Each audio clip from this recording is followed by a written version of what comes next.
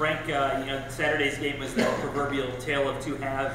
What have you asked the team to focus on coming off the loss in preparation for Wagner, which already has a win over Patriot team beating Georgetown?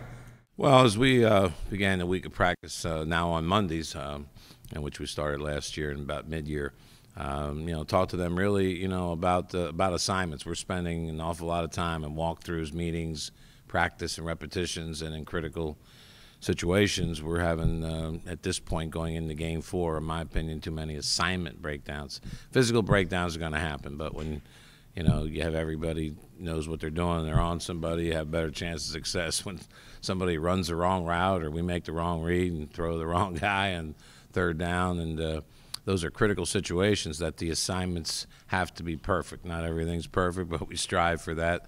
The game's a game of repetition, and I can assure you that we will be repping everything that we need to do to get better. The good news was I saw improvement in every game we played. The second half certainly disappointing. The whole momentum changed, I think, on the fumble, and then the call in the end zone. There were plenty of other opportunities, not just those things, but those things took the momentum away, and we just couldn't regain it. And only having the ball 5 minutes in the third quarter was certainly critical.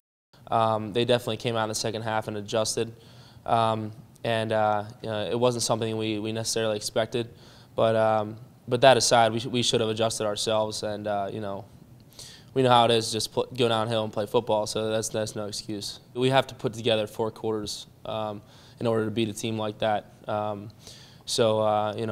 We didn't do that in the second half, but we definitely took some things out of it and learned from that.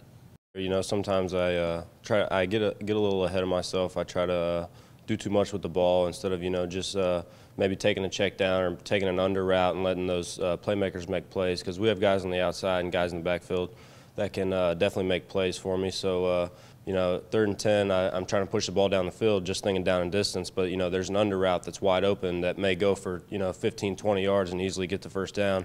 So it's just focusing on my assignments, focusing on my keys, just going through progressions, and not trying to do too much, I think, is a big key moving forward. I have no issue with our effort and our attitude and our work ethic. I like what I'm seeing. We continue to get some guys healthy, and we need to play a perfect game coming up this weekend, obviously, as we prepare to go on from there, and certainly no secret about what goes beyond. But we don't look at that. We're focused on a very good Wagner football team.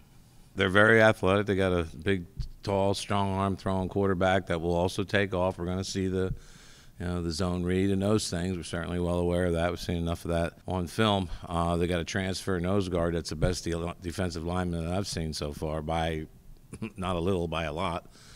Got some other transfers in there, and somebody asked me how they would compare to Robert Morris, and that's an easy answer. They don't. Robert Morris is a very young football team with 7 seniors. This is just the opposite. This is a senior-laden group with a lot of talent, and let me tell you, we will have to play very good football to be able to win our second home game, which we're very much zeroed in about defending our house.